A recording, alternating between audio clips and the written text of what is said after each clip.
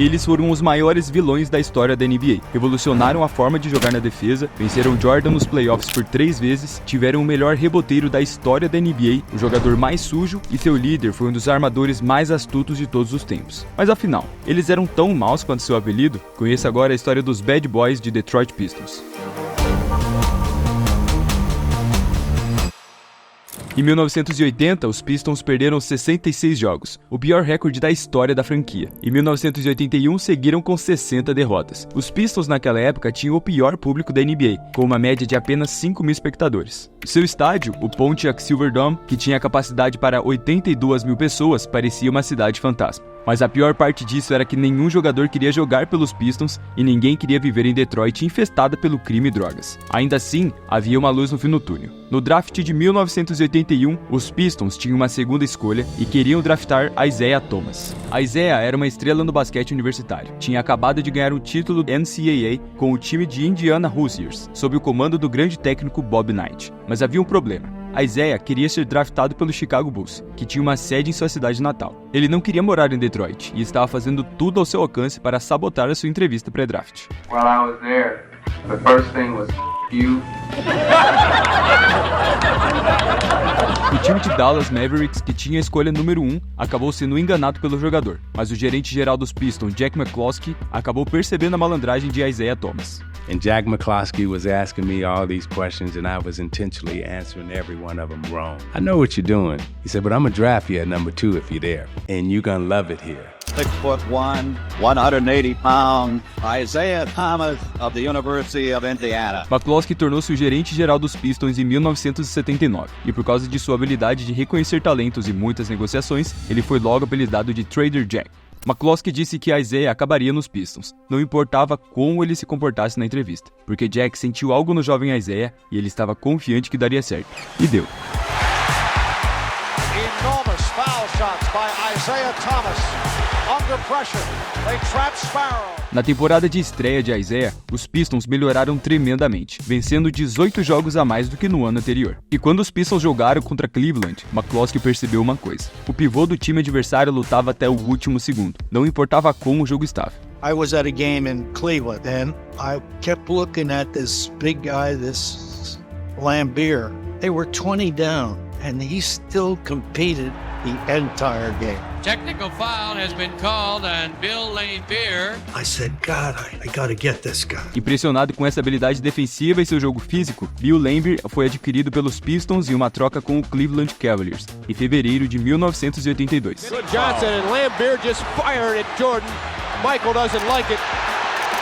Logo, Thomas e Bill se tornaram o coração e a alma dos Pistons. Ambos participaram até mesmo do All-Star em 1983. Porém, em sua primeira temporada completa juntos, o time de Detroit perdeu os playoffs pelo 6º ano consecutivo, levando à demissão do treinador Scott Robertson e nomeando Chuck Daly como o novo técnico dos Pistons. As Bill Kreifeld said, the basketball's in your hands. Na primeira temporada do novo técnico, o time de Detroit teve o ataque número 1 da NBA e o melhor público da liga, com 16.000 torcedores em média. Mas o mais importante, conseguiram chegar aos playoffs.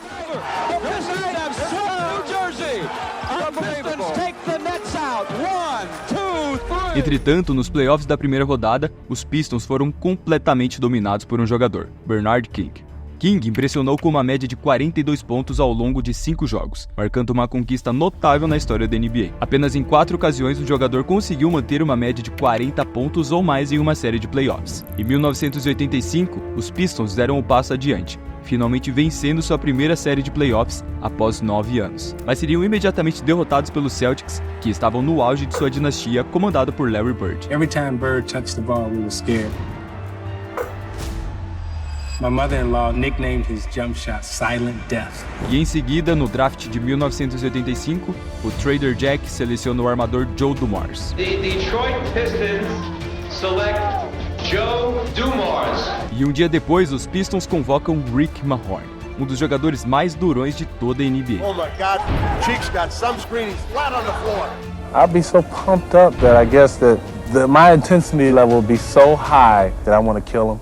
And I just want to keep going and keep killing. Porém, Ao invés do esperado avanço, a temporada de 1986 trouxe decepção com uma derrota na primeira rodada dos playoffs para o Atlanta Hawks. E os torcedores já estavam começando a pressionar o técnico, mas mesmo assim McCloskey tinha fé no trabalho de Chuck Daly e na sua equipe, sentindo que o time só precisava de um pouquinho mais de ajuda. E que ajuda, né? John Salley e Dennis Rodman. Rodman tinha 25 anos e um passado muito conturbado. Ele trabalhava como zelador em um aeroporto poucos anos antes de se tornar um grande jogador da NBA. Os Pistons acreditaram nele por causa da energia inacreditável que ele passava em quadra e que combinava perfeitamente com o espírito de luta de Thomas, Mahorn e Laimbeer. Além de John Salley e Dennis Rodman, os Pistons recrutam Adrian Dantley, um prolífico pontuador envolvendo uma troca com o Dallas Mavericks. Finalmente, os Pistons estavam formados, tornando-se um verdadeiro concorrente. Pausa rápida aqui no vídeo antes da gente continuar. Estamos com uma meta de alcançar 100 mil inscritos em 3 meses. Isso só será possível se você se inscrever aqui agora. Vamos atualizar nossa jornada até os 100 mil semanalmente em nosso banner. Nos playoffs, eles avançaram as 2 primeiras rodadas com facilidade, e na terceira rodada, encontraram um adversário familiar, o Boston Celtics.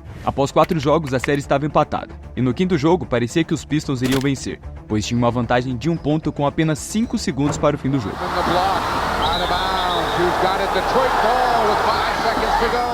Now the play's over, we're celebrating, you know.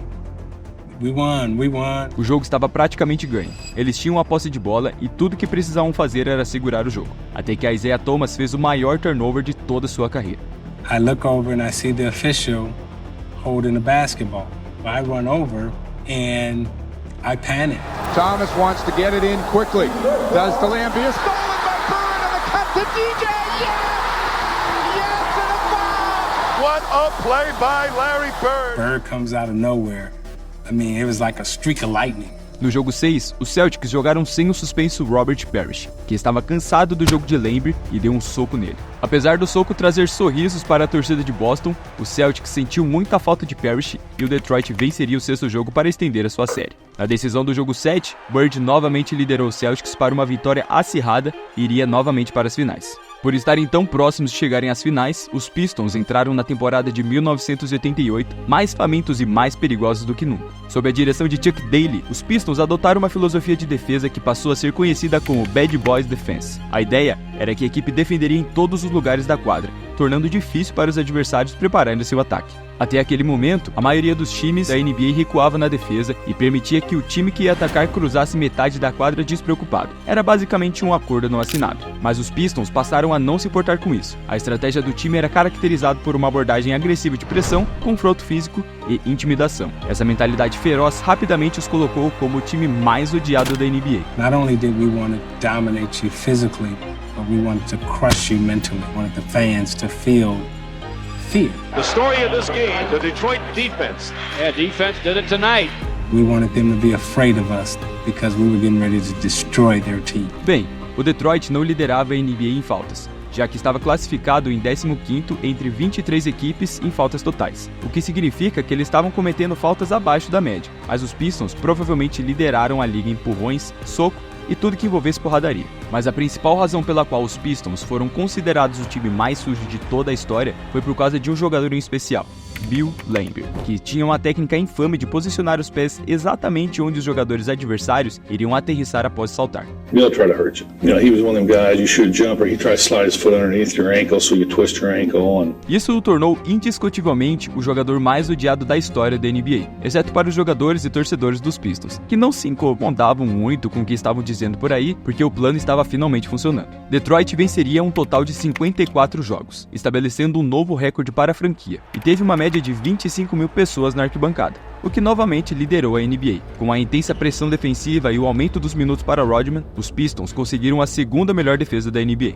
E após superar o time de Washington e neutralizar Jordan em seguida, chegou a hora do próximo embate contra o Boston Celtics. O time de Boston chegava à final pelo 4º ano consecutivo, e apesar de Larry Bird estar envelhecendo, os Celtics ainda eram considerados os favoritos contra o Detroit Pistons. Então, antes do início do jogo em Boston, ciente do profundo ódio que os fãs do Celtics nutriam por ele, Laimbeer foi o primeiro a entrar na quadra. Ele caminha até o centro da quadra, cospe no escudo do Celtics e espalha o cuspe com seu tênis. Essa provocação obviamente levou o estádio à beira da loucura, mas dessa vez os Celtics não puderam fazer nada para punir essa provocação, já que os Pistons finalmente conseguiram vencer Boston em 6 jogos. The Pistons are on their way to the NBA Finals. Na sua primeira final da NBA, Detroit jogou contra os Lakers, outra dinastia liderada por dois grandes jogadores, Magic Johnson e Kareem Abdul-Jabbar. Contrariando as estatísticas, os Pistons venciam por 3-2, mas então um grande desastre aconteceu. Isaiah Thomas, por acidente, pisou no pé de um jogador e torceu gravemente o tornozelo. Parecia que sua temporada havia acabado ali. Isaiah Thomas is hurt. I couldn't tell what happened. Isaiah started to get up, he got up and then went down on the floor. Isaiah, take it over, baby. E então, apesar de não conseguir ficar nem em pé direito, Isaiah Thomas teve uma das performances mais loucas da história da NBA. And then something happened that I can't even describe. Thomas with a looper scores. Yeah, but he's limping. Milagrosamente, ele continuou jogando, correndo pela quadra basicamente com uma perna só. E ele não só jogou com uma perna a menos, como dominou. Ele marcou 25 pontos apenas no terceiro quarto e terminou o jogo com 43 pontos e 8 assistências, mantendo os Pistons na liderança durante todo o jogo. E faltando 30 segundos para o fim, o time de Detroit estava com uma vantagem de apenas 1 ponto. O time do Lakers decidiu fazer a aposta mais segura e dar o último arremesso para Kareem tentar vencer o jogo com sua marca registrada, o gancho. Mas enquanto Kareem tentava o arremesso, os árbitros marcaram uma falta de Bill Laimbeer que mal tocou em Abdul-Jabbar. It wasn't even a foul. It's not even close to being a foul. Even though he didn't push Kareem that time, he got the call because he had pushed 2,000 guys before. Kareem foi enviado para a linha de lance livre e, é claro, ele acertou os 2 lances livres, fazendo o Lakers assumir a liderança. E depois que Joe Dumars errou essa bandeja, os Lakers sobreviveram e forçaram o jogo 7. No jogo decisivo 7, os Pistons novamente tiveram a chance de vencer, mas Rodman arruinou um contra-ataque no minuto final que reduziria a vantagem do Lakers para apenas 1 ponto. Os Pistons acabaram perdendo o campeonato mais uma vez. Durante anos, o time de Detroit dizia que eles perderam o campeonato por causa dessa falta fantasma sobre Kareem, mas a verdade é que eles tiveram a chance de ganhar o título na próxima posse de bola, mas perderam e não deveriam culpar os árbitros pela derrota. Após o término das finais da NBA, o departamento de vídeo da NBA produzia e distribuía videocassetes contendo os destaques de cada time participante, seguindo uma prática anual comum naquela época. Porém, alguém na NBA nomeou a fita do vídeo dos Pistons de 1988 como os Bad Boys. Quando Isaiah Thomas ouviu o nome da NBA para os highlights do time e foi questionado sobre isso, Isaiah apenas deu aos repórteres o seu sorriso característico e disse: "We the bad boys." Rapidamente, toda a equipe abraçou esse apelido, pois ele legitimava sua filosofia de jogo. Até mesmo a franquia aproveitou essa reputação, transformando o nome em uma marca. E se alguém pensava que os Pistons eram sujos e físicos antes de 1988, eles eram ainda piores em 1989. Mas novamente, esse estilo de basquete fez maravilhas para os Pistons, que venceram o recorde da franquia, alcançando 63 vitórias na temporada regular e estavam ansiosos para suas vítimas nos playoffs. Primeiro, eles venceram os Celtics e os Bucks nas 2 primeiras rodadas e depois enfrentaram Michael Jordan e o Bulls nas finais da Conferência Leste. Jordan era de longe o melhor jogador da NBA e Chuck Daly sabia que se quisessem vencer, eles teriam que fazer de tudo para impedir MJ. Então Daly inventou as regras Jordan, um conjunto de diretrizes sobre como proteger Michael e detê-lo de qualquer maneira que pudesse, legal ou ilegalmente. Sempre que Jordan conduzia a bola em direção à cesta, os Pistons enviavam ajuda defensiva, geralmente dobrando ou até triplicando a marcação. Eles tentavam também forçar Jordan para os cantos, onde ele tinha menos opções de passe e era mais fácil de ser contido por causa das linhas laterais e da linha de fundo. E a maior regra de todas: se ele passar por você, você tem que acertá-lo. Os Bulls, incapazes de igualar a agressividade dos Pistons, sucumbiram em 6 jogos, concedendo a vitória a Detroit, que ia a mais uma final contra os Lakers. Nas finais, Isaiah comandou os Pistons e depois que Byron Scott machucou no primeiro jogo, os Lakers perderam também Magic Johnson no terceiro. Restando apenas Kareem Abdul-Jabbar com 41 anos, os Lakers não tiveram chance e os Pistons venceram as finais pela primeira vez, se tornando campeões da NBA. The 1989 finals are history. Hail the new champions, the Detroit Pistons. We beat them. Everybody calls us the bad boys. I call ourselves world champions. Em 1990, devido ao projeto de expansão da NBA, os Pistons não conseguiram manter Rick Mahorn, o que significou mais minutos para Rodman, que ganhou seu primeiro prêmio de jogador defensivo do ano. Os Pistons novamente lideraram a Conferência Leste com 59 vitórias e nos playoffs, eles mais uma vez deram uma surra em Jordan para chegar a 3ª vez consecutiva nas finais da NBA, dessa vez enfrentando o Portland Trail Blazers. A série foi altamente competitiva. Os Pistons venceram os 2 primeiros jogos em casa, enquanto os Trail Blazers responderam vencendo os 2 jogos seguintes em Portland, empatando assim a série. No entanto, os Pistons conseguiram vencer os 2 últimos jogos em Detroit, conquistando o título da NBA. Entrando na temporada de 1991, o único objetivo dos Pistons era conquistar o 3º título consecutivo, mas com apenas 50 vitórias na temporada regular, eles enfrentaram um caminho um pouco mais difícil nos playoffs. Ao passar pelo Atlanta Hawks e os Celtics, os Pistons alcançaram seu 3º confronto consecutivo contra os Bulls, mas dessa vez Jordan e o time estavam prontos para o típico jogo dos Bad Boys. Eles eram mais jovens, mais famintos e melhores. Eles varreram o time de Detroit, anunciando ali o início de sua dinastia. Antes do final do último jogo da série, Isaiah Thomas e os Pistons passam pelo banco dos Bulls em silêncio, sem apertar a mão do time vencedor. Great champions usually do the right thing. And these guys conducted themselves like street yard bullies. A saída do time foi considerada de cinema no estado de Michigan, mas foi odiada universalmente em todos os lugares. Mas essa saída também foi simbólica, porque era o começo dos fins dos Bad Boys. You're up on top. Eventually, you're gonna go down. But they were great soldiers. Em 1992, os Pistons perderam na primeira rodada e em 93 eles nem chegaram aos playoffs. Rodman deixou o time depois daquela temporada e em 1994, Isaiah Thomas sofreu uma lesão no tendão de Aquiles que acabou com a sua carreira, se aposentando junto com Bill Laimbeer. Ou seja, estava tudo acabado. This was the Bad Boys. There can only be one Bad Boy basketball team, and this was it, and there'll never be another one.